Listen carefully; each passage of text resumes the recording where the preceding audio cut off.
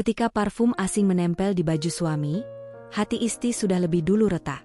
Ia tahu, rumah tangganya tak lagi sama. Namun siapa sangka, dari balik diam dan air mata, lahirlah rencana balas dendam yang akan mengubah hidup semua orang. Hingga Brian, pria yang dulu sombong, akhirnya tersungkur di titik terendah, kehilangan segalanya. Malam itu rumah terasa begitu sepi. Jam dinding di ruang tamu sudah menunjukkan pukul 11 lebih sedikit. Namun suara pintu depan yang biasa menyambut kedatangan Brian belum juga terdengar. Isti duduk termenung di sofa, jemarinya sibuk memainkan ponsel yang layarnya berkali-kali padam. Pesan singkat yang ia kirimkan sejak 2 jam lalu hanya dibalas dengan jawaban singkat.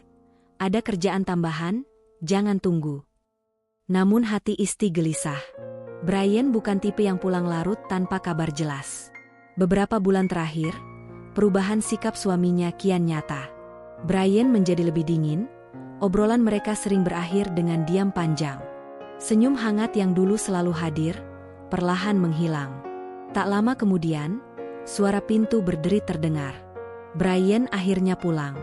Tubuhnya tampak lelah, tapi bukan itu yang membuat dada Isti tercekat. Saat ia mendekat untuk menyambut, samar-samar tercium aroma parfum asing, wangi feminin, lembut, sama sekali bukan milik Isti. "Kenapa masih bangun?" Suara Brian terdengar datar, seperti ingin segera mengakhiri percakapan. Isti mencoba tersenyum meski hatinya perih. "Aku khawatir. Biasanya kamu selalu bilang kalau pulang terlambat." Brian menghela napas, meletakkan jas kerjanya di kursi. "Aku kan sudah bilang, ada urusan kantor." Isti menatap jas itu cukup lama. Seolah tanpa sadar, ia meraih dan merapikannya. Hidungnya kembali menangkap aroma parfum yang asing itu, lebih jelas kali ini. Wangi yang tidak mungkin salah. Seakan ada tangan tak kasat mata yang menampar hatinya. "Brian," Isti menahan suara agar tidak pecah. "Aku mencium parfum wanita di bajumu. Apa benar kamu?" Brian menoleh cepat, matanya sedikit membulat, lalu dengan cepat kembali dingin. "Kamu berlebihan, Isti. Mungkin di kantor ada yang duduk berdekatan, atau terbawa dari lift. Jangan berpikir yang aneh-aneh." Alasan itu terdengar rapuh.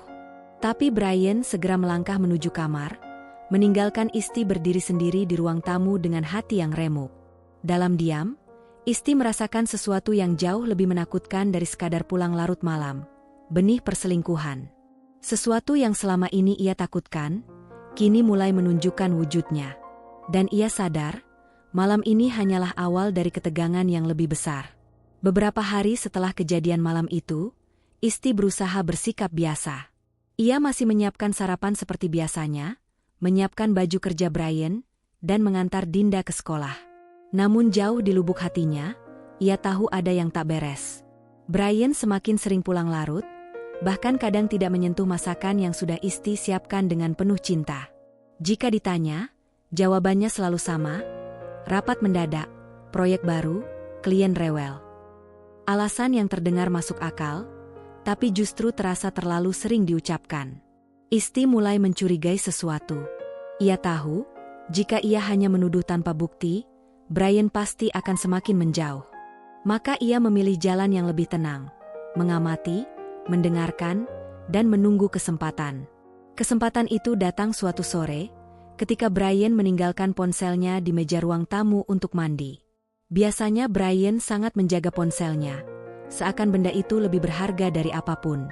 Tapi kali ini, ponsel itu tak terkunci, layar masih menyala. Jantung Isti berdetak kencang. Tangannya gemetar ketika meraih ponsel tersebut. Ia tahu, ini melanggar privasi. Tapi bisikan hatinya jauh lebih kuat, "Aku harus tahu kebenarannya." Di dalam kotak pesan, matanya langsung tertumbuk pada sebuah nama yang asing. Bukan rekan kerja yang ia kenal, bukan juga teman lama. Dengan ragu, ia membuka percakapan itu. Kalimat-kalimat mesra menyapa matanya. "Aku kangen banget sama kamu. Nanti malam jangan lupa ketemu ya. Aku suka banget parfum yang kamu pilih buatku, Brian." Seakan dunia runtuh seketika. Napas Isti sesak. Matanya panas oleh air mata yang tak terbendung. Inilah bukti yang selama ini ia takutkan. Semua keraguannya kini terjawab. Brian memang menjalin hubungan dengan wanita lain. Isti ingin berteriak, ingin mengamuk, ingin menanyakan alasan di balik semua pengkhianatan ini. Namun ketika tatapannya beralih ke kamar, ia mendengar suara tawa kecil Dinda yang sedang bermain boneka sendirian. Anak perempuan mereka baru berusia 7 tahun. Lugu, polos, dan masih menganggap ayahnya sebagai pahlawan. Bagaimana mungkin Isti merusak dunia kecil Dinda dengan kebenaran pahit ini? Air mata menetes tanpa bisa ia tahan. Isti menutup ponsel itu perlahan, mengembalikannya ke tempat semula sebelum Brian keluar dari kamar mandi. Ia menarik napas panjang, berusaha menelan semua kepedihan. Untuk saat ini, ia memilih diam. Demi Dinda. Demi senyum putri kecilnya yang tak boleh ternodai oleh luka orang dewasa. Namun jauh di dalam hatinya, Isti tahu, keheningan ini hanyalah bom waktu. Hari-hari berikutnya terasa semakin berat bagi Isti. Brian kini bukan hanya pulang larut, tetapi juga semakin berani menutupi kebohongannya dengan alasan yang terdengar dibuat-buat. Kadang ia berkata ada perjalanan dinas, padahal Isti tahu tidak ada agenda kantor yang mengharuskan Brian keluar kota. Malam itu, ponsel Brian kembali berdering berkali-kali. Isti sempat melirik layar yang menyala, nama Vela terpampang jelas. Hati Isti mencelos. Nama itu kini menjadi mimpi buruk yang menghantui hari-harinya. Brian meraih ponselnya cepat, lalu masuk ke teras. Suaranya terdengar samar, namun cukup jelas bagi Isti yang diam-diam menguping dari balik pintu. Sayang, sabar ya, aku sedang cari waktu yang tepat. Kamu tahu sendiri, Isti itu keras kepala. Tapi tenang, aku pasti akan ceraikan dia, ucap Brian dengan suara rendah namun penuh keyakinan. Jangan lama-lama, BRI. Aku nggak mau jadi perempuan simpanan terus. Aku butuh kepastian, suara Vela terdengar tegas dari seberang. Isti menutup mulutnya dengan tangan, menahan tangis yang nyaris pecah. Tubuhnya gemetar, namun ia tetap berdiri diam, mendengarkan hingga Brian selesai. Saat pintu teras terbuka, ia segera berpura-pura sibuk merapikan meja makan. Brian, suaranya bergetar namun tegas. Kita harus bicara. Brian berhenti di ambang pintu, wajahnya tampak sedikit kaget. Tentang apa? Isti menatapnya lurus. Tentang sikapmu. Tentang kebohonganmu. Tentang parfum di bajumu. Tentang telepon larut malam. Sampai kapan kamu mau terus begini? Alih-alih merasa bersalah, Brian justru mendengus sinis. Jadi kamu sekarang mata-matai aku, ya? Bukannya introspeksi diri? Isti terperanjat. Introspeksi? Maksudmu apa? Selama ini kamu sibuk dengan urusan rumah dan anak. Aku butuh istri yang bisa mengerti aku, yang bisa bikin aku betah, bukan cuma cerewet soal jam pulang atau makanan dingin di meja. Suara Brian meninggi, menusuk hati Isti. Air mata Isti jatuh juga, tapi ia mencoba menahan diri. Jadi kurang perhatiankah aku alasanmu mencari wanita lain? Brian, aku ini istrimu, ibu dari anakmu. Apa itu semua tidak cukup? Brian menatapnya tajam, seolah mencari celah untuk kembali menyalahkan. Kalau kamu benar-benar cukup, aku nggak akan merasa kesepian. Hening panjang menyelimuti ruangan. Suasana semakin mencekam ketika suara langkah kecil terdengar dari arah kamar. Mama, Papa, kenapa ribut? Dinda berdiri dengan mata mengantuk, memeluk bonekanya. Sekejap, wajah Isti berubah lembut. Ia buru-buru menghapus air matanya dan tersenyum tipis. Nggak apa-apa, sayang. Papa dan Mama cuma ngobrol. Namun mata kecil Dinda menatap gelisah, seolah merasakan ada sesuatu yang tidak beres. Brian hanya menghela napas kasar, lalu berbalik masuk ke kamar, meninggalkan Isti dan Dinda dalam suasana yang penuh luka. Isti memeluk putrinya erat-erat. Dalam hati ia tahu, rumah tangga mereka berada di ambang kehancuran. Dan Dinda mulai ikut terseret dalam pusaran ketegangan yang tak seharusnya ia pahami di usianya. Sejak malam pertengkaran itu, Isti mengambil keputusan yang berbeda. Jika sebelumnya ia memilih diam demi Dinda, kini diam itu berubah makna. Bukan lagi bentuk kepasrahan, melainkan strategi. Diam yang penuh perhitungan. Ia tahu, melawan Brian secara frontal hanya akan membuatnya semakin disalahkan. Tetapi bertahan tanpa perlawanan akan membuat dirinya hancur perlahan. Maka ia menyiapkan jalan ketiga, melawan dengan kepala dingin. Mengumpulkan bukti. Hari-hari berikutnya, Isti menjalani perannya dengan sempurna. Ia tetap menyambut Brian dengan senyum tipis, menyiapkan sarapan, dan pura-pura tidak peduli meski ponsel Brian terus berbunyi. Semua terlihat normal di mata Brian, seolah Isti sudah menyerah. Padahal di balik sikap lembut itu, ia sedang menajamkan mata, telinga, dan pikirannya. Ponsel menjadi sumber pertama. Setiap kali Brian lengah, Isti menyimpan tangkapan layar percakapan Brian dengan Vela. Kata-kata mesra, rencana pertemuan, bahkan foto-foto yang dikirim Vela, semua diamankan dengan rapi ke dalam penyimpanan pribadi yang hanya ia tahu. Tak berhenti di situ, Isti juga mengikuti gerak-gerik Brian. Beberapa kali ia menyewa jasa ojek online untuk mengikuti mobil suaminya dari kejauhan. Dari laporan pengemudi, ia tahu Brian kerap mampir ke apartemen yang bukan alamat klien maupun rekan kerja. Lokasi itu pun ia catat, lengkap dengan tanggal dan jam. Di satu kesempatan, Isti bahkan memberanikan diri datang diam-diam ke gedung apartemen itu. Dari jauh ia melihat sendiri Brian turun dari mobil dan disambut oleh seorang wanita bergaun merah, Vela. Hatinya perih, namun ia menahan diri. Malam itu ia pulang membawa bukti foto dari kamera ponselnya, bukan amarah. Pertemuan dengan pengacara. Langkah berikutnya adalah mencari bantuan. Isti teringat pada seorang teman lamanya, Rani, yang kini bekerja sebagai pengacara. Mereka bertemu diam-diam di sebuah kafe kecil di sudut kota. "Rani, aku butuh bantuanmu," kata Isti lirih sambil menyerahkan sebuah map berisi salinan bukti-bukti. Rani membolak-balik dokumen itu dengan serius. "Ini cukup kuat, Ist. Percakapan, foto, bahkan lokasi apartemen. Kalau kamu benar-benar ingin menggugat cerai, bukti ini bisa jadi senjata." Isti menatap keluar jendela, menahan gejolak emosinya. "Aku sudah lama menahan diri. Tapi sekarang bukan cuma tentang aku. Dinda tidak boleh tumbuh dalam rumah yang penuh kebohongan. Aku ingin menyelamatkan masa depannya. Dan aku juga ingin Brian merasakan akibat dari semua ini." Rani mengangguk mantap. "Kita bisa susun gugatan. Satu lagi, aku tahu selama ini aset-aset rumah tanggamu banyak atas namamu. Kalau kamu setuju, kita bisa pastikan semua aman sebelum dia sempat mengambil alih." Senyum tipis muncul di wajah Isti. "Itu yang kuinginkan.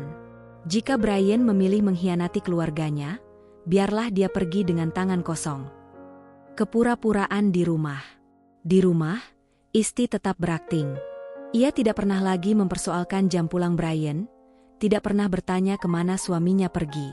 Bahkan ketika Brian pulang dengan mata lelah dan baju beraroma parfum asing, Isti hanya berkata lembut, "Sudah makan? Mau kuhangatkan supnya?" Sikap itu membuat Brian lengah. Ia yakin Isti sudah tak punya tenaga untuk melawan. Bahkan ia mulai semakin terang-terangan menghabiskan waktu bersama Vela.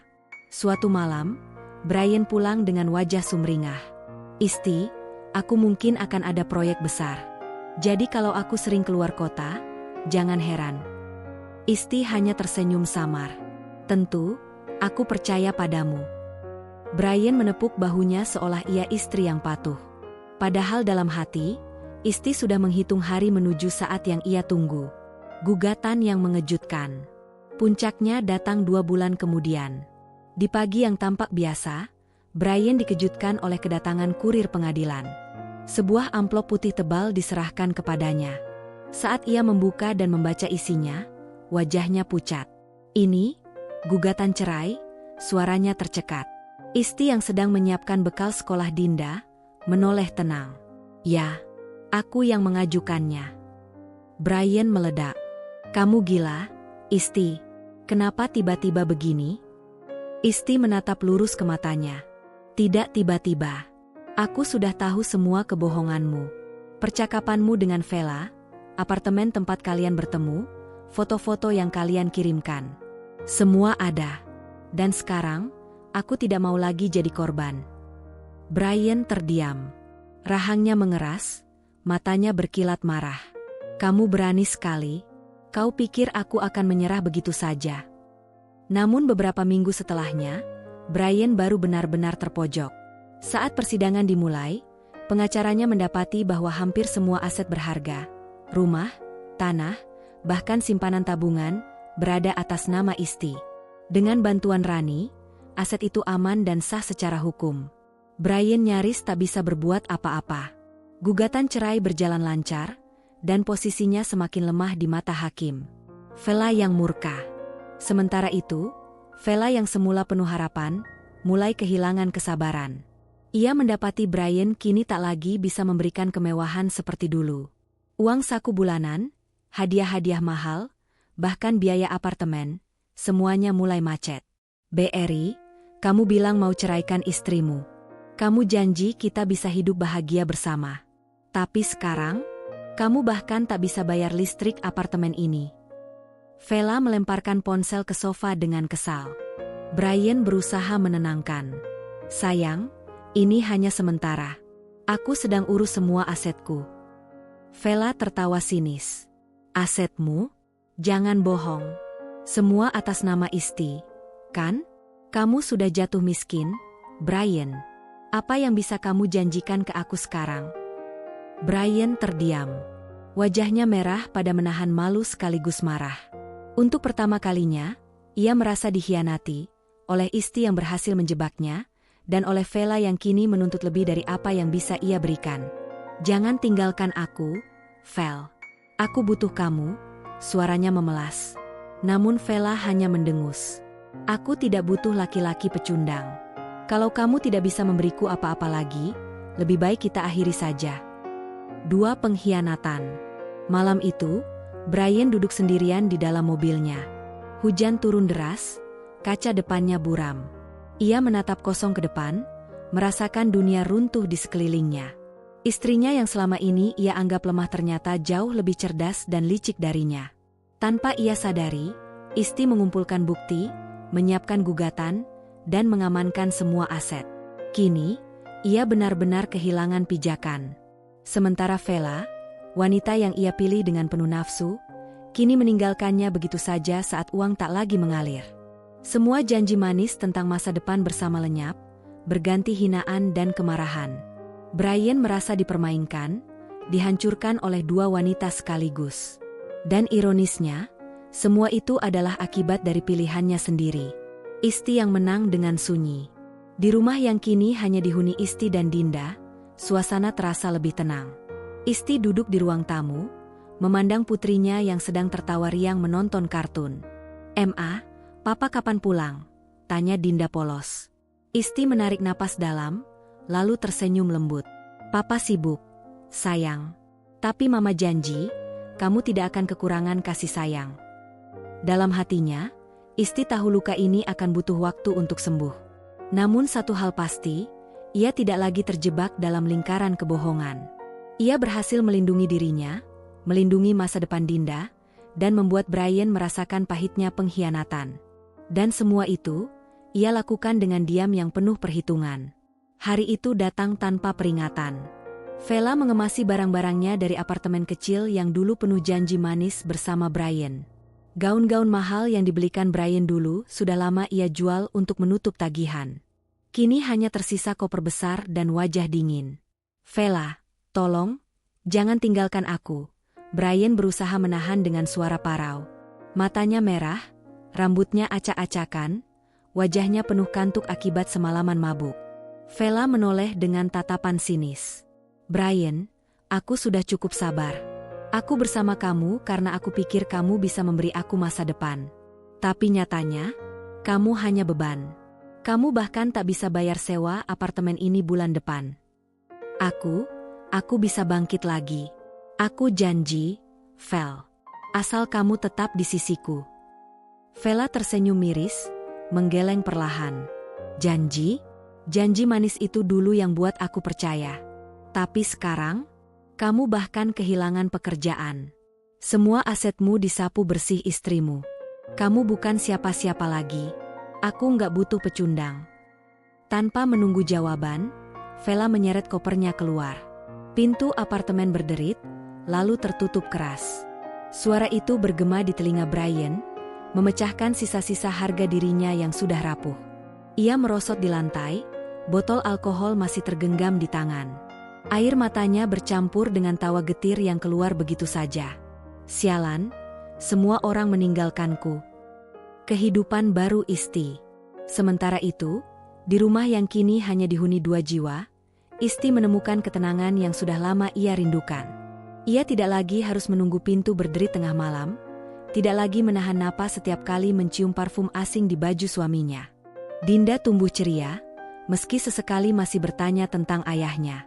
Namun berkat dukungan Sinta, sahabat karibnya sejak kuliah, Isti mampu menjawab dengan lembut tanpa melukai hati kecil putrinya. Din, ayahmu sedang sibuk. Tapi kamu harus tahu, Mama dan banyak orang sayang sama kamu. Kamu nggak sendirian, ucap Isti suatu malam sambil menidurkan Dinda. Sinta yang kebetulan menginap, duduk di samping ranjang, mengusap kepala Dinda dengan lembut. Kamu anak hebat, Din. Kamu punya mama yang kuat sekali. Dinda tersenyum kecil lalu memeluk erat bonekanya. Kalau gitu aku nggak sedih lagi, Tante. Saat Dinda terlelap, Sinta menoleh pada Isti. Kamu luar biasa, Is. Aku tahu ini semua nggak mudah. Tapi lihat dirimu sekarang, kamu jauh lebih kuat daripada dulu. Isti hanya tersenyum samar. Mungkin aku terpaksa kuat. Kalau aku jatuh, siapa yang jaga Dinda? Kehancuran Brian. Di sisi lain kota, hidup Brian semakin terpuruk. Setelah kabar perselingkuhannya tersebar di lingkungan kerja, reputasinya runtuh. Rekan-rekan kantor yang dulu menyanjungnya mulai menjaga jarak.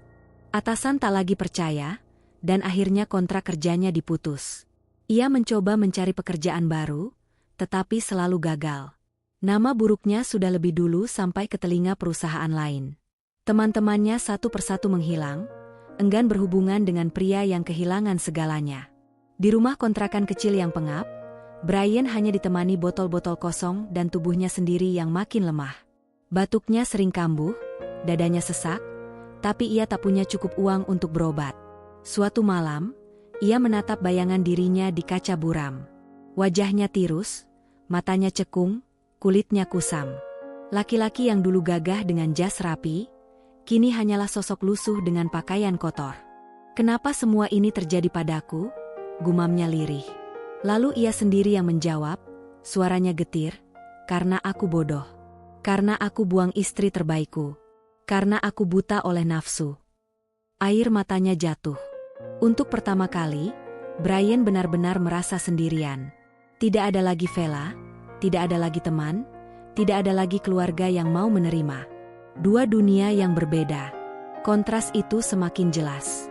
Di satu sisi, Isti dan Dinda menjalani hari-hari baru dengan tenang.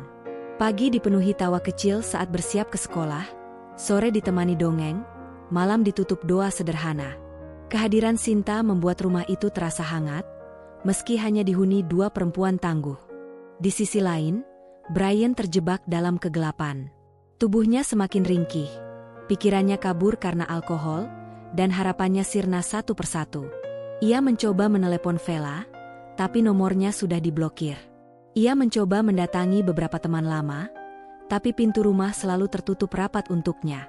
Kini, hanya ada kesepian yang menemaninya. Kesepian yang perlahan melahap sisa-sisa harga dirinya. Malam itu hujan turun deras. Di sebuah kontrakan kumuh di pinggiran kota, Brian terduduk di lantai dingin dengan botol kosong berserakan di sekelilingnya. Tubuhnya kurus, wajahnya pucat, rambutnya berantakan. Batuknya semakin parah, napasnya pendek-pendek. Namun ia tak peduli. Di antara suara hujan, ia hanya mendengar gema pikirannya sendiri, suara-suara masa lalu yang menusuk. Aku pasti akan ceraikan dia, Vel. Kamu tenang aja. Kalau kamu benar-benar cukup, aku nggak akan merasa kesepian. Aku butuh perempuan yang bisa bikin aku bahagia. Kata-kata itu, yang dulu ia ucapkan dengan pongah, kini kembali menghantam dirinya. Ironis. Dulu ia merasa gagah, seolah memiliki dunia di tangannya. Kini, ia tak lebih dari bangkai hidup yang ditinggalkan semua orang. Ia mencoba meraih ponsel retaknya. Jemarinya gemetar saat membuka kontak lama. Nama Isti masih ada di daftar. Ia menatap layar itu lama, Air matanya jatuh satu-satu. Namun ia tak sanggup menekan tombol panggil. Apa yang bisa ia katakan? Bahwa ia menyesal? Bahwa ia ingin kembali? Ia tahu, pintu itu sudah tertutup rapat. Ia melempar ponsel ke kasur tipis, lalu menutup wajah dengan kedua tangan. Aku hancur. Aku sendirian. Aku bodoh. Suaranya serak, tenggelam oleh isakan. Vela yang tersungkur. Sementara itu, kehidupan Vela pun tidak jauh lebih baik. Setelah meninggalkan Brian, ia mencoba melanjutkan hidup dengan membuka usaha butik kecil bersama seorang kenalan. Ia yakin pesonanya bisa menarik pelanggan dan investor. Awalnya tampak menjanjikan. Namun beberapa bulan kemudian, bisnis itu ambruk. Modal yang ia kumpulkan raib dibawa lari oleh partner yang ternyata hanya menipu. Utang menumpuk, pelanggan kabur, dan namanya mulai tercoreng di kalangan sosialita.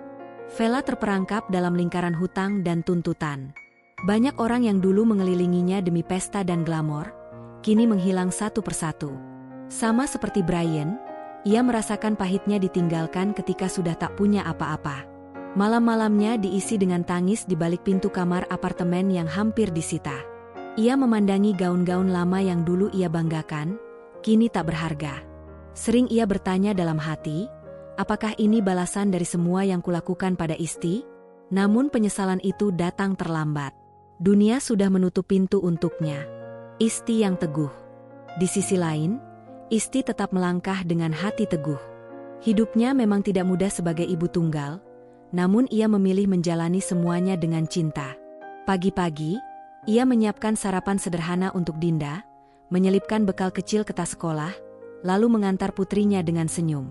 Sesampainya di rumah, ia bekerja dari dapur kecilnya, menerima pesanan kue yang semakin banyak berkat rekomendasi teman-teman Sinta. Usaha kecil itu perlahan menjadi sumber nafkah yang jujur dan stabil. Malam hari, saat Dinda meminta dongeng sebelum tidur, Isti tak pernah lupa membacakan kisah penuh pesan moral tentang keberanian, kesetiaan, dan bagaimana kebaikan selalu mengalahkan kebohongan. Dinda mendengarkan dengan mata berbinar, lalu berkata polos, "Mama, aku mau jadi orang baik kayak Mama." Isti menahan air matanya, memeluk erat putrinya. Dalam pelukan itu, ia merasa seluruh luka masa lalu terbayar. Sinta, yang selalu hadir sebagai sahabat setia, sering berkata, "Ist, kamu nggak cuma bertahan. Kamu berhasil membuktikan kalau kebahagiaan bisa lahir dari luka."